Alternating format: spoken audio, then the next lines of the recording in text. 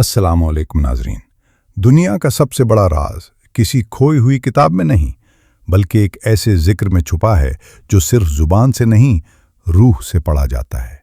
एक ऐसा जिक्र जो एक फकीर को इस कदर ताकत दे देता है कि बादशाह उसके कदमों में आ जाते हैं। एक ऐसा नाम जिसे इस्मे आज़म कहा जाता है। लोग कहते हैं कि इस नाम के साथ की गई दुआ न सिर्फ कबूल होती है बल्कि कुदरत इसके लिए रास्ते खोल देती है। लेकिन एक परेशान कुन सवाल हमेशा से हकीकत को दुंजा रखता है। आखिर इसमें आज़म तक कौन पहुंच सकता है? क्या यह सिर्फ बुजुर्गों का मकाम है या कोई भी इंसान अगर इसका दिल पाक हो इस राज तक पहुंच सकता है? आज हम एक रास्ते में दाखिल होने वाले हैं जहां हर मोड़ पर एक नया राज खुलता है और आखिर में वो सच आपके सामने आएगा जो इंसान की पूरी जिंदगी बदल सकता है। तो चलिए सबसे पहले ये जान लेते हैं कि इसमें आज़म क्या है। इसमें आज़म ये सिर्फ अल्लाह का एक नाम नहीं, ये वो कुदरती कोड है जो इंसान की दुआ, उसके हाल और उसके नसीब के दरमियान एक जिंदा रब्त पैदा करता है। उलमा कहते हैं कि अल्लाह के हर नाम में अपनी एक नूरी ताकत होती है, लेकिन कुछ अस्माए मुबारका ऐसे होते हैं जो इंसान के अंदर एक गहरी रूहानी फ्रीक्वेंसी को फाल कर देते हैं। उन्हीं में से एक सबसे बुलंद मकाम वाला नाम है इसमें आज़म।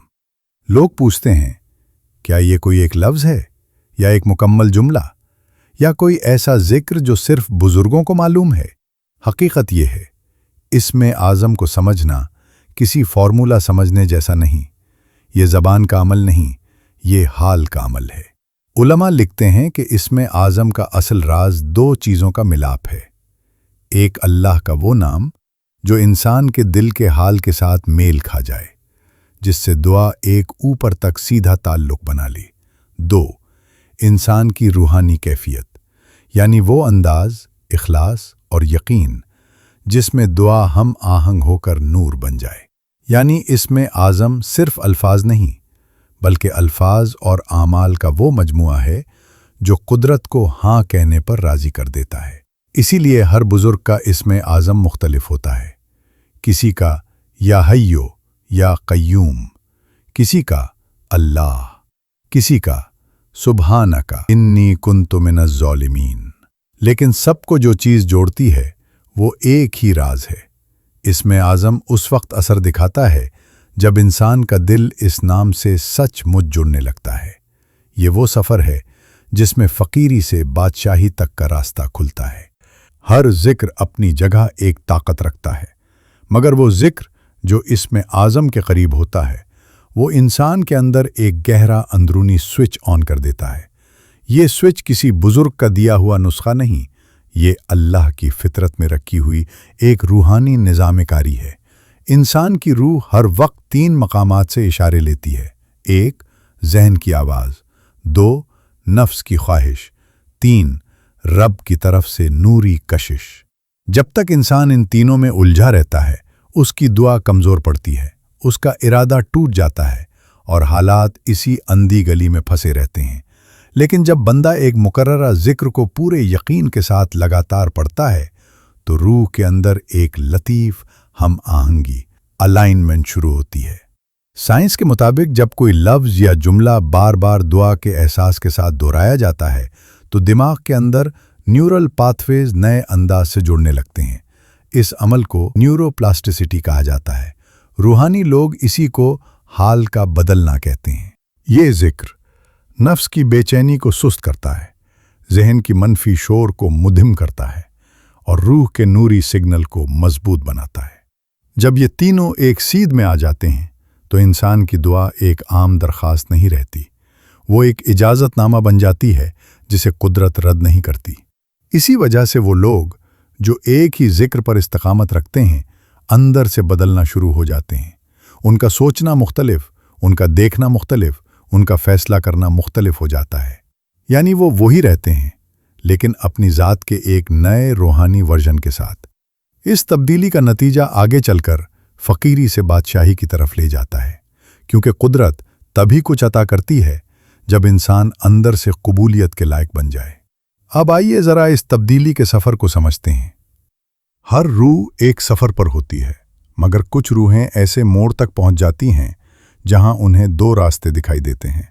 एक रास्ता जो पुरानी जिंदगी की थकन से भरा होता है और दूसरा रास्ता जो एक नई कुदरती हलचल की खबर देता है। इस सफ़र की शुरुआत आमतौर पर एक दर्द से होती है, बेचैनी, रिस्क का तंग होना, फैसलों का उलझ जाना या वो खालीपन जो इंसान को खामोश कर देता है। यही वो मकाम होता है जहां अल्लाह अपने बंदे को एक नूरी ख्याल देता है। एक जिक्र थाम लो और उस पर जम जाओ। एक फ़कीर की असल बुलंदी यहीं से शुरू होती है, जब बंदा इसमें आज़म के करीब जिक्र को अपनी रूह की धड़कन बना लेता है तो कुदरत उसे आहिस्ता आहिस्ता कई मरहलों से गुजारती है। मरहला अव्वल, अंदरूनी इस्तेहकाम। पहली तब्दीली बाहर नहीं, अंदर होती है। सोच मजबूत होती है, दिल हल्का हो जाता है और इंसान महसूस करता है कि मुश्किलात अब उस पर हुकूमत नहीं कर रही, बल्कि वो मुश्किलात पर हुकूमत करने लगा है। मरहला दोवम, कुदरती हम आहंगी। फिर एक अजीब सी कैफियत जाहिर होने लगती है। हालात बदलने लगते हैं। वो लोग नरम पड़ जाते हैं जो पहले सख्त थे और रिस्क के बंद किनारे आहिस्ता आहिस्ता खुलने लगते हैं। इंसान सोचता है, ये कैसे हो रहा है? मगर असल राज इसी जिक्र की वो नूरी तरतीब होती है जो कुदरत को अपनी तरफ खींच लेती है। मरहला सोम, रूहानी वक़ार। जब रूह पूरी तरह साफ हो जाती है तो बंदा फजले इलाही से एक नई इज्जत पा लेता है। ऐसा मकाम जो ना तख्त से मिलता है, ना ताज से, बल्कि अल्लाह की कुर्बत से मिलता है। लोग उसकी बात सुनते हैं, उसकी दुआ कबूल होती है और उसके फैसलों में एक अजीब कुदरती वज़न आ जाता है। यही वो मकाम है जिसे बुजुर्ग फ़कीर से बादशाह बन जाना कहते हैं। बादशाही यहाँ किसी ताज या सल्तनत का नाम नहीं, ये वो मर्तबा है जहाँ इंसान की रूह कुदरत के निज़ाम के साथ हम आहंग हो जाए।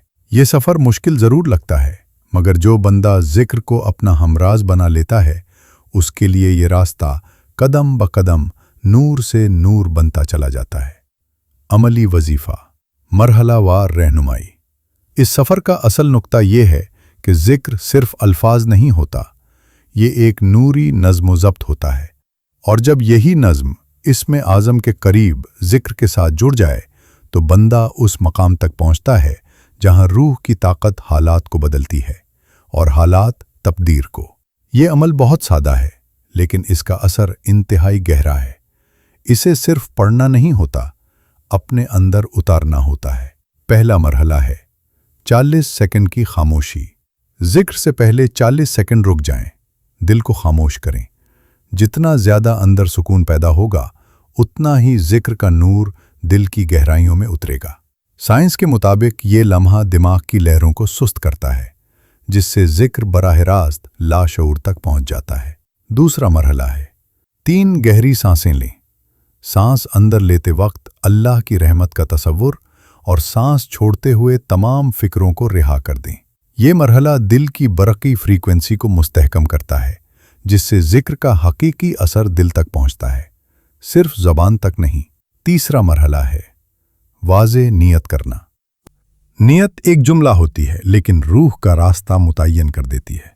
दिल में कह दें, या अल्लाह, मुझे उस जिक्र का हिस्सा बना दे जो फ़कीर को बादशाह बना देता है। चौथा मरहला, जिक्र को 100 मरतबा पढ़ना अफजल है, लेकिन जो शख्स इब्तिदा कर रहा हो वो 33 मरतबा से आगाज़ कर सकता है। इस्तकामत मिक़दार से ज़्यादा ताकत रखती है। जिक्र की क़िराअत में सिर्फ एक उसूल है, दिल से पढ़ो, बग़ैर जल्दबाजी के। पांचवा मरहला, नूर से मुहरशुदा दुआ करें। जिक्र के बाद दोनों हाथ उठाओ और एक मुख्तसर मगर दिल की गहराई से दुआ करो, या रब, इस जिक्र का नूर मेरे हाल को भी बदल दे और मेरी रूह को भी। ये दुआ जिक्र की तवानाई को समझ देती है, बिल्कुल ऐसे जैसे तीर को रास्ता दिया जाता है। छठा मरहला, बेहतरीन वक्त और मुद्दत। इस अमल का बेहतरीन वक्त फजर के बाद या अशा के बाद। रूहानी तौर पर यही औकात दिल को सबसे ज़्यादा कबूलियत बख्श बनाते हैं। मुद्दत 21 या 40 दिन। 40 दिन पर कुदरती तब्दीलियां सबसे ज़्यादा ज़ाहिर होती हैं। ये साबित शुदा रूहानी साइकिल है। यहाँ अब आपके जहन में ये सवाल आ रहा होगा کہ ذکر کون سا کرنا ہے، تو آپ اب اس تفصیل کو سمجھیں اور احادیث میں بتائے گئے اذکار کو اپنائیں۔ اللہ تعالیٰ کے اسماء حسنہ میں سے بعض وہ ہیں جن کو اس لحاظ سے خاص عظمت و امتیاز حاصل ہے کہ جب ان کے ذریعہ دعا کی جائے تو دعا کی قبولیت کی زیادہ امید کی جا سکتی ہے۔ ان اسماء کو حدیث میں اسم اعظم کہا گیا ہے، لیکن صراحت کے ساتھ ان کو متعین نہیں کیا گیا ہے، بلکہ کسی درجہ میں ان کو مبہم رکھا گیا ہے۔ نیز احادیث سے یہ بھی معلوم ہوتا ہے کہ اللہ تعالیٰ کا کوئی ایک ہی اسم پاک اسم اعظم نہیں ہے، بلکہ متعدد وہ اسماء حسنہ جن سے اللہ تعالیٰ کا جامع وصف مفہوم ہوتا ہے، اور ملائے اعلیٰ اور ہر دور میں جن سے اللہ تعالیٰ پکارا جاتا ہے، اس نام کو اسم اعظم کہا گیا ہے، جیسا کہ درج ذیل احادیث سے معلوم ہوتا ہے۔ حضرت بریدہ رضی اللہ عنہ سے روایت ہے کہ رسول اللہ صلی اللہ علیہ وسلم نے ایک آدمی کو اس طرح دعا کرتے ہوئے سنا۔ وہ اللہ تعالیٰ کے حضور میں عرض کر رہا تھا، اے اللہ، میں اپنی حاجت تجھ سے مانگتا ہوں، بے وسیلہ اس کے کہ بس تو اللہ ہے، تیرے سوا کوئی مالک و معبود نہیں، تو ایک اور یکتا ہے، بالکل بے نیاز ہے، اور سب تیرے محتاج ہیں، نہ کوئی تیری اولاد، نہ تو کسی کی اولاد، اور نہ تیرا کوئی ہمسر۔ رسول اللہ صلی اللہ علیہ وسلم نے جب اس بندے کو یہ دعا کرتے سنا تو فرمایا کہ اس بندے نے اللہ سے اس کے اس اسم اعظم کے وسیلہ سے دعا کی ہے کہ جب اس کے وسیلہ سے اس سے مانگا جائے تو وہ دیتا ہے، اور جب اس کے وسیلہ سے دعا کی جائے تو وہ قبول کرتا ہے۔ اس حدیث سے پتہ چلتا ہے کہ الصمد اللہ کا اسم اعظم ہے۔ اسی طرح ایک اور حدیث مبارک میں ہے، اسماء بنت یزید رضی اللہ عنہ سے روایت ہے کہ رسول اللہ نے ارشاد فرمایا، اللہ تعالیٰ کا اسم اعظم ان دو آیتوں میں موجود ہے، ایک وَإِلَٰهُكُمْ إِلَٰهٌ وَاحِدٌ لَا إِلَٰهَ إِلَّا هُوَ الرحمن الرحیم، اور دوسری آل عمران کی ابتدائی آیت، اللہ لا الہ الا ہوا الحی القیوم۔ ان احادیث مبارکہ میں متعدد اسماء الہیہ کی خاص ترکیب سے اللہ تعالیٰ کا جو مرکب اور جامع وصف مفہوم ہوتا ہے اس کو اسم اعظم سے تعبیر فرمایا گیا ہے۔ حضرت شاہ ولی اللہ محدث دہلوی نے بھی انہی احادیث کی روشنی میں اللہ تعالیٰ کے درج ذیل اسماء کو اسم اعظم کہا ہے۔ انت اللہ لا الہ الا انت الاحد الصمد الذی لم یلد ولم یولد ولم یکن لہ کفوا احد والا لک الحمد لا الہ الا انت الحنان المنان بدیع السماوات والارض یا ذا الجلال والاکرام یا حی یا قیوم۔ لہٰذا ان سب کو اپنے ذکر کی روٹین میں شامل کریں، لیکن صرف وظیفے سے کام نہیں چلے گا، بلکہ کچھ چیزوں سے بچنا بھی ہے، غصہ، گناہ اور کسی کا دل دکھانا۔ یہ تین چیزیں ذکر کے نور کو کمزور کر دیتی ہیں، بالکل ایسے جیسے ہوا چراغ کی روشنی کو مدھم کر دیتی ہے۔ اسم اعظم کے قریب جو ذکر ہوتا ہے وہ صرف الفاظ کا عمل نہیں، یہ روح کی صداقت کا امتحان ہوتا ہے۔ اگر نیت غلط ہو تو ذکر کی روحانیت کم ہو جاتی ہے، اگر نیت صاف ہو تو چھوٹے سے عمل سے بھی قدرت کے دروازے کھل جاتے ہیں۔ اس لیے سب سے پہلے نیت کا اصل مقصد سمجھو۔ نیت کا اصل مقصد یہ نہیں کہ میں بادشاہ بنوں، بلکہ یہ ہے، یا اللہ مجھے وہ انسان بنا دے جس پر تیری رحمت اتر سکتی ہے۔ بادشاہی زمینی ہو یا روحانی، رحمت کا نتیجہ ہوتا ہے، مقصد نہیں۔ جس دل میں تکبر ہوتا ہے وہاں اسم اعظم کا نور ٹھہرتا نہیں، لیکن جس دل میں انکساری ہوتی ہے وہاں وہ نور راستہ بناتا جاتا ہے۔ ذکر سے پہلے اپنے دل کو پرکھو، کیا میں یہ عمل کسی سے آگے نکلنے کے لیے کر رہا ہوں، کسی کو متاثر کرنے کے لیے، یا کوئی شارٹ کٹ ڈھونڈ رہا ہوں؟ یہ تمام نیتیں روحانی عمل کو بھاری کر دیتی ہیں۔ ذکر نور ہے، اور نور گندے برتنوں میں نہیں ٹھہرتا۔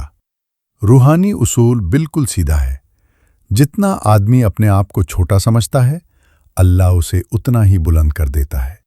فقیر اس لیے بادشاہ بنتا ہے کیونکہ وہ خود کو کبھی بادشاہ نہیں سمجھتا۔